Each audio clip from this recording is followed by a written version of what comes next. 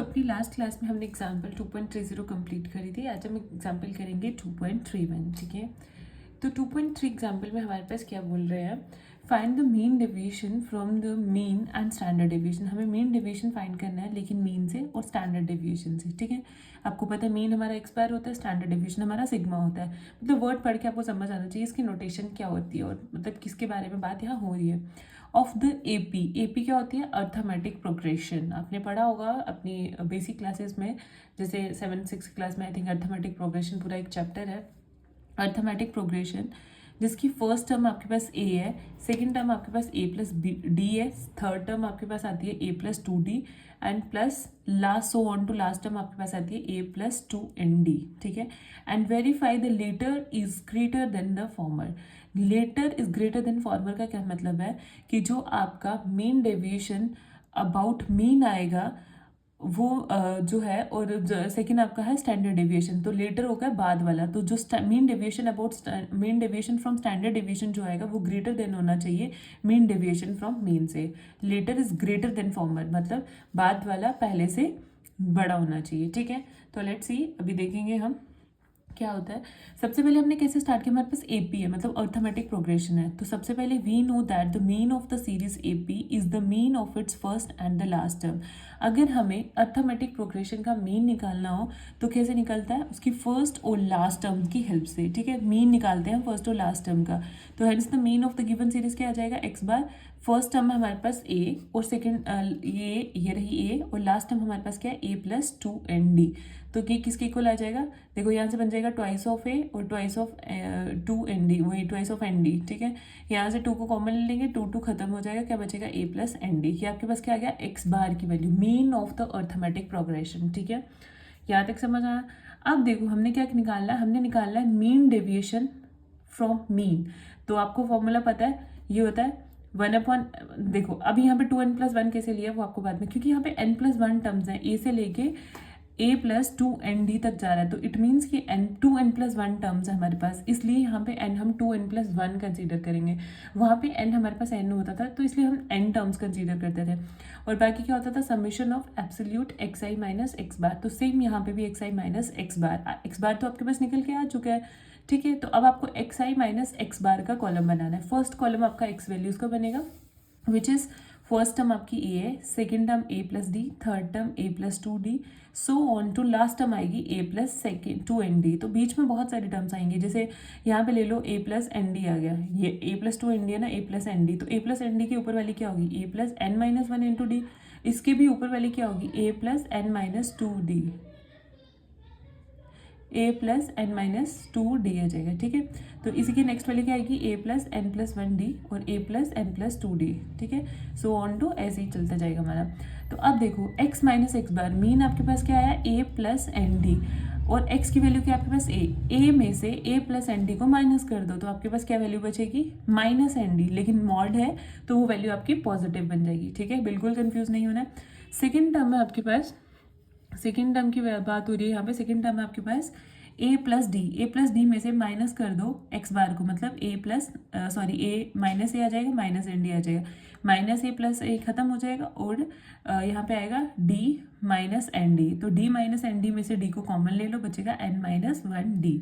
Similarly a plus 2d में से minus करेंगे माइनस ए माइनस nd, तो a और a तो खत्म हो जाएगा, 2d और nd बचेंगे, nd कॉमन ले लेंगे तो n-2d बचेगा। सिमिलरली वैसे ही करते तक आपको लास्ट सेम स्टेप करने हैं। ठीक है, फिर आपको निकालना है, आपको क्या चाहिए होता है बेसिकली, आपको एक कॉलम तो ये हो गया। ठीक है, इससे हमारा मीन डेविएशन फ्रॉम मीन निकल जाएगा, लेकिन हमें mean deviation from standard deviation भी मीन डेविएशन निकालना है फ्रॉम स्टैंडर्ड डेविएशन से में से भी। ठीक है, 2 चीज़ों में से निकालना है ना, मीन और स्टैंडर्ड डेविएशन से।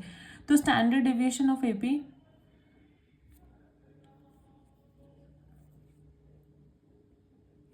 तो स्टैंडर्ड डेविएशन के लिए आपको सिग्मा स्क्वायर को कैलकुलेट करना पड़ेगा। सिग्मा स्क्वायर का फॉर्मूला होता है 1/n, बट यहाँ पे n टर्म्स कितनी है हमारे पास, 2n+1 है, सो 1/2n+1 summation of xi minus x बार का स्क्वायर। ठीक है, तो अब आपको कैलकुलेट करना है xi माइनस x बार का स्क्वायर।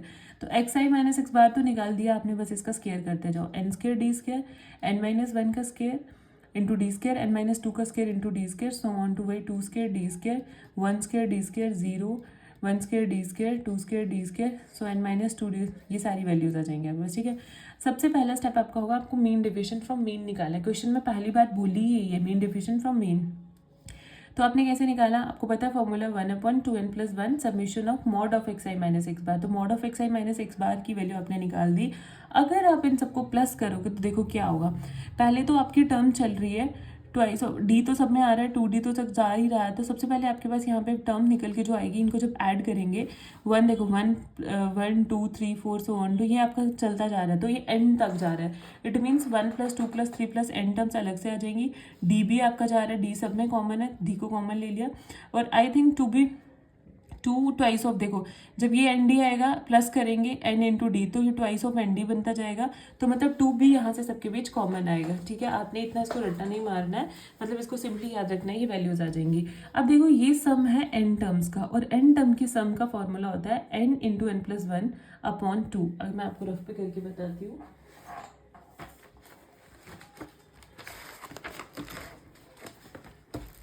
देखो आपके पास क्या टर्म्स आ रही हैं, आपके पास वैल्यू आ रही है 1/2n+1 into 2d into 1 + 2 + 3 so on to n, ठीक है। ये आपके पास क्या है, ये वैल्यूज आ रही हैं आपके पास, ये आपके पास ट्वाइस ऑफ डी, ये सम ऑफ एन टर्म्स है। तो सम ऑफ एन टर्म्स का फॉर्मूला आपको पता है, एपी में क्या होता है, n इंटू n+1/2, ठीक है। और ये हमारे पास ट्वाइस ऑफ n+1 वैसे ही है नीचे, और ऊपर ट्वाइस ऑफ डी वैसे ही है। 2 कैंसिल हो जाएगा, ठीक है, यहाँ पे आ गया आपके पास। और आपके पास क्या बच जाएगा, n इंटू n+1, देखो n इंटू n+1/2n+1, तो वही यहाँ पे बचा n into n+1/2n+1 into D तो रहेगा ही। क्लियर यहाँ तक, होपफुली यहाँ तक आपको समझ आया हो, ठीक है। नेक्स्ट हमारे पास है सिग्मा स्क्वायर। सिग्मा स्क्वायर का फॉर्मूला होता है 1/n summation x i minus x बार का स्क्वायर। तो n की वैल्यू यहाँ पे 2n+1 चल रही है हमारी, तो वही लेके चलेंगे, 1/2n+1 आ जाएगा। देखो सेम ऊपर वाले की तरह है, बस ऊपर में सिर्फ सिंगल वैल्यू से इसमें स्क्वायर में आ जाएगी, twice of D square, 1 square + 2 square plus. अब यहाँ पे सम ऑफ n टर्म्स का स्क्वायर था, तो उसका फॉर्मूला होता है n इंटू n+1/2। लेकिन अगर हम sum of square of n terms का निकालेंगे एपी में, तो उसका फॉर्मूला होता है सम ऑफ स्क्वायर, जैसे 1 square + 2 square plus so on to n square होगा ना, तो इसका फॉर्मूला आपके पास होगा n इंटू n+1 2n+1/6, ठीक है। तो यही फॉर्मूला हमने यहाँ पे लगाया। देखो इसकी जगह ये वैसे ही रहने दिया 1/2n+1 twice of D square वैसे ही। अब इसकी जगह फॉर्मूला लगाया n इंटू n+1 2n+1/6, ठीक है।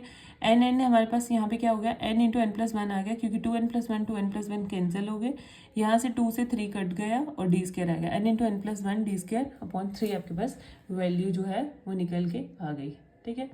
अब हम क्या बोलेंगे कि हमने बताया था ना, उन्होंने बोला था कि latter is greater than former, मतलब हमें सबसे पहले स्टैंडर्ड डेविएशन निकालना था, हमें वेरिएंस निकाला, तो वेरिएंस इसका ही रूट कर देंगे तो हमारे पास स्टैंडर्ड डेविएशन आ जाएगा। वेरिफिकेशन में क्या बताना है हमने कि स्टैंडर्ड डेविएशन जो है वो बड़ा है मीन डेविएशन फ्रॉम मीन से, ठीक है। तो स्टैंडर्ड डेविएशन अगर मीन डेविएशन से बड़ा है तो हम कैसे लिखेंगे, स्टैंडर्ड डेविएशन का अगर हमने लिखा standard deviation greater than mean deviation from mean, तो इसका भी स्क्वायर कर देंगे, इसका भी स्क्वायर कर देंगे, ठीक है। अब स्टैंडर्ड डेविएशन की वैल्यू क्या है, अगर स्क्वायर करेंगे तो रूट तो वैसे खत्म हो जाएगा। देखो इसका n इंटू n+1 d²/3 यहाँ पे हमारी वैल्यू आ गई स्टैंडर्ड डेविएशन की, मतलब सिग्मा स्क्वायर की वैल्यू बोल सकते हैं इसको आप। Greater than mean deviation from mean क्या आया था आपका, n इंटू n+1 d/2n+1 का होल स्क्वायर आ गया, ठीक है। उसके बाद आ जाता है 2n+1 का होल स्क्वायर, क्रॉस मल्टीप्लाई कर दी, ये वैल्यू ऊपर चली जाएगी। और देखो यहाँ पे मैं आपको सॉल्व करके बताती हूँ थोड़ा सा। आपके पास वैल्यू, पहले हम वैल्यू लिख लेते हैं। हमारे पास वैल्यू है n इंटू n+1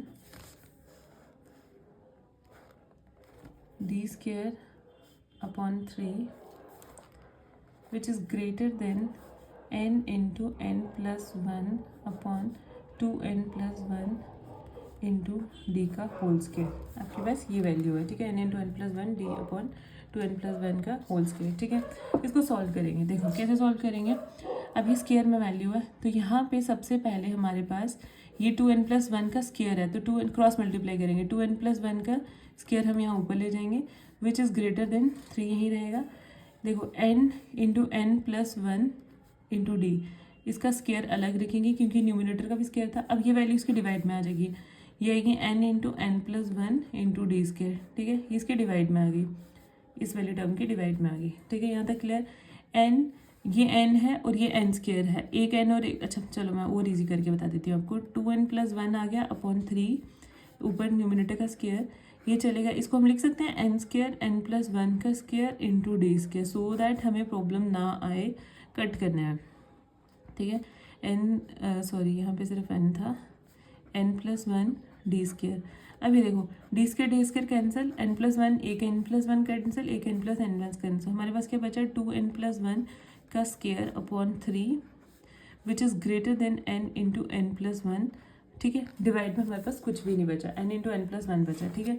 तो अब हम इसको ऐसे लिख सकते हैं 2n+1 का square which is greater than 3n n+1, ठीक है, ऐसे लिख सकते हैं। देखो यही वैल्यू आई है आपके पास यहाँ पे, 2n+1 का square greater than 3n n+1, if n square plus n+1 greater than 0 होगा तो विच इज़ ऑलवेज, मतलब ये वैल्यू हमेशा हमारी ये स्क्वायर में है तो डेफिनेटली ये वैल्यू इससे वैल्यू से बड़ी होगी, तो ये हमेशा ट्रू होगा कि which is always true since n is a positive integer. तो standard deviation mean deviation from mean से बड़ा होता है। आपको ये रिजल्ट चाहो तो आप याद रख सकते हो कि स्टैंडर्ड डेविएशन हमेशा मीन डेविएशन फ्रॉम मीन से आपका ग्रेटर देन ही होगा, ठीक है।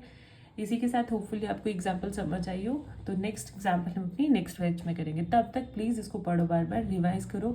एक बार पढ़ने से आपको नहीं आएगा, आपको बार बार चीज़ें देखनी पड़ेंगी, उनको समझना पड़ेगा, उनको लिखना पड़ेगा, राइट डाउन करना पड़ेगा, तब जाके आपको थोड़ी बहुत चीज़ें क्लियर होंगी। एक बार करने से बच्चों कुछ भी नहीं आता, तो इसलिए इसको प्रैक्टिस करो, यही चीज़ें आपको ईजी लगेंगी। Okay, thank you.